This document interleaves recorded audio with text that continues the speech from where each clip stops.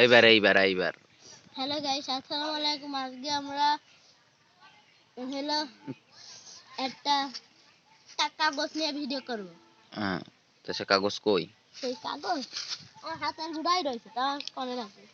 এই যে সেই কাগজটি, এই আচ্ছা। কাগজটি হলো মালয়েশিয়া বা অন্যান্য জায়গা থেকে বানায়। এই কাগজগুলো বানানোর পর এগুলো বাজারে বিক্রি করে দেওয়ার টাকা নেয়।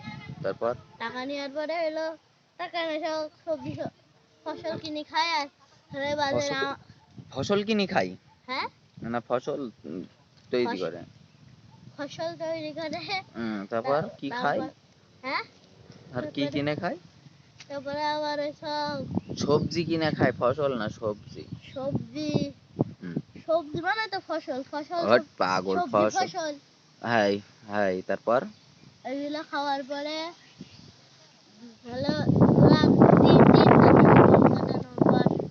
সারা জীবন চালাই দেওয়ার করে। আর এই পেপার গুলো বানাতে অনেক টাকা লাগে। তার একটু জোর বল না, শোনা যাবে না মনে হয়। টাকার মেশিনও রয়েছে। আচ্ছা, সেই টাকার মেশিন বানায় বড় বড় কাগজ দিতে হয়, এরকম বড় বড় কাগজ। এর থেকে এরকম মোটা মোটা কাগজ দিতে হয়।